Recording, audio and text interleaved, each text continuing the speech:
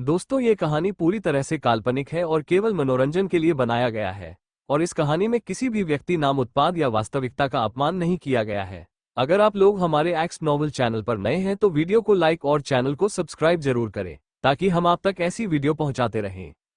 धन्यवाद। आप देख रहे हैं दिल है कि मानता नहीं। एपिसोड एक, प्यार था।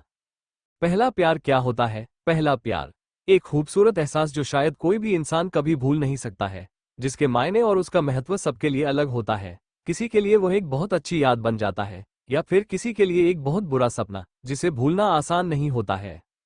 ऐसा कहते हैं कि जिसे अपना पहला प्यार मिलता है वो इस दुनिया का सबसे ज्यादा खुशकिस्मत इंसान होता है, क्योंकि वही पहला प्यार ही तो होता है जो हमें सबसे पहले प्यार करना सिखाता है, उस इंसान का महत्व समझाता है। पर क्या दूसरे प्यार में वह ताकत होती है कि इंसान अपने पहले प्यार को भुलाकर फिर से प्यार कर सकता है, या फिर वो बस एक जबरदस्ती से बांधा हुआ एक रिश्ता बन जाता है?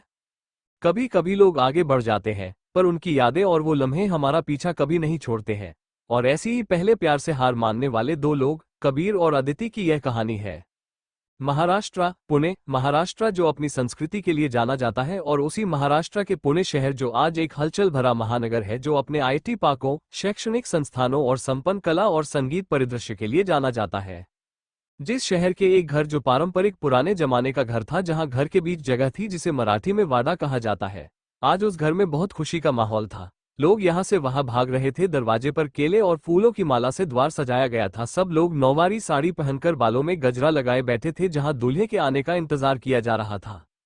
अदू अदू चीखते हुए एक औरत वहां आती है और दुल्हन के कमरे में जाती है, और दुल्हन को देखकर कहती है, अग बाय बाय, मेरे बच्ची को किसी की नजर न लगे, और अपने हाथ लाई हुई लाल मिर्चियों से अपनी बेटी की नजर उतारती है और बाहर जाकर उसे जलाने को कहती। उस पर अदिति 25, जो दुल्हन बनी हुई थी, नौवारी साड़ी पहने हुई, गहनों से सजी हुई थी, दिखने में गोरी चिट्टी सुंदर और मासूमियत भरी थी, और अपनी माँ से कहती है, आय, हर माँ को अपनी बेटी सुंदर ही लगती है। उसकी आय इतराकर कहती है, क्योंकि तुम सुंदर हो, और उसके दोस्तों से कहती है, इसका ध्यान रखना, और तैयार भी, मैं अभी बाहर जा रही हूँ मेहमानों से मिलने के लिए। और एक बार फिर अपनी बेटी को अपने आंखों से काजल लगाकर और हाथों से उसकी नजर उतारकर वो बाहर चली जाती है। अपनी बेटी की शादी हर माँ का सपना होता है, और ऐसे में अगर घर की बड़ी बेटी अदिति यानी अदू की शादी हो रही हो तो यह एक बहुत बड़ी बात थी, क्योंकि अदिति दूसरी कास्ट में शादी करने वाली थी। एक मराठी ब्राह्मण लड़की होकर एक पंजाबी से शादी कर रही थी। फिर लोग तो बातें करने ही वाले थे, पर उन बातों को नजरअंदाज करते हुए उसकी माँ फोन पर बात कर रहे अदिति के पिता के पास जाती है और कहती है, सुनिए जय, आप अभी किससे बात कर रहे हैं? लड़के वाले कभी भी आ सकते हैं, चलिए हमें उनका स्वागत करना होगा। जय के हाथों से फोन नीचे गिर जाता है, और वह नाराजगी से अपनी पत्नी की ओर देखता है और कहता है, मालिनी, मेरी बात ध्यान से सुनो। आहो, अभी सुनने का समय नहीं है, वो लोग कभी भी आ जाएंगे। और उसके कंधे जोर से पकड़कर रोते हुए कहता है, वो लोग नहीं आ रहे मालिनी। क्या आप ये क्या कह रहे हैं? आपकी बेटी की शादी हो रही है?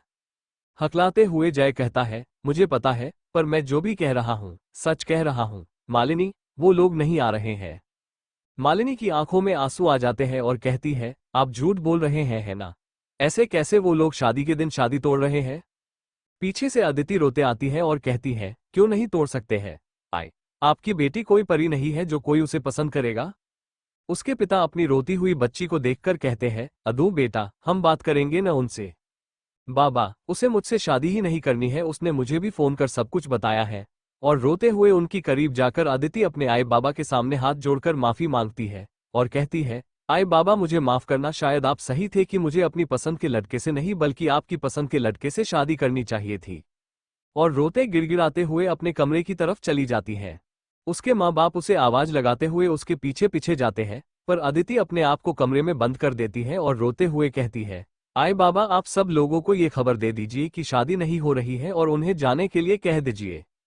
जय कहता है, अदू पर बेटा, बाबा प्लीज मेरी बात मानिए, और मैं वादा करती हूँ कोई गलत कदम नहीं उठाऊंगी, बस मुझे थोड़ी देर अकेला रहने दीजिए। शाम होने को आती है, सारे मेहमान वहां से चले जाते हैं और अदिति अपने कपड़े बदलकर कमरे के बाहर आती है, जहां सब लोग घर के अंदर के वाड़ा में, आंगन में, जहां घर के बीच तुलसी थी, वहां बैठे थे। घर अभी भी सजा हुआ ही था, बस सब अदिति के बाहर आने का इंतजार कर रहे थे। अदिति सबके सामने आती है और उन सभी से हाथ जोड़कर माफी मांगती है और कहती है, मुझे माफ कीजिए, मुझे नहीं पता था कि वह कभी ऐसा कुछ करेगा। शायद मैंने उससे प्यार कर गलती की, मुझे माफ करिए बाबा। मैं सच में नहीं जानती थी कि वह ये शादी सिर्फ अपने फायदे के लिए कर रहा था और उसने मुझसे प्यार भी सिर्फ अपने फायदे के लिए किया। वो सब उसे चुपचाप देख रहे थे और वहीं खड़े थे। फिर उसके पास एक औरत आती है जो शादीशुदा थी और उसके आंसू पोंछते हुए कहती है, अदू, अब ये सब छोड़ और तुम चलो मेरे साथ। सभी को इशारा कर यह कहते हुए वह उसे वहां से ले जाती है। दोनों घर में एक जगह बैठकर चाय पीते हुए बैठती है। अदिति उनसे कहती है, आपका बहुत बहुत शुक्रिया वहिनी भाभी, पर आप मुझे यहाँ क्यों लेकर आए? आज नहीं तो कल मुझे उनके सवालों के जवाब देने ही है। जानती हूँ, पर अदू देखो, यह सही समय तो नहीं है। पर अदू, ये कहानी क्या है? हम सब जानते हैं कि तुम दोनों एक दूसरे से प्यार करते थे और अब तुमने कहा कि वह शादी भी अपने फायदे के लिए कर रहा था। तुम क्या कहना चाह रही हो? अदिति की जिंदगी आज बिखर गई थी। जिस इंसान से उसने शादी करना चाहा, उसी ने उसे धोखा दे दिया। आखिर ऐसी क्या वजह थी जो आज अदिति को अपने सबसे बड़े दिन इतना बड़ा झटका मिला था? जानने के लिए देखते रहिए दिल है कि मानता नहीं सिर्फ हमारे YouTube चैनल पर।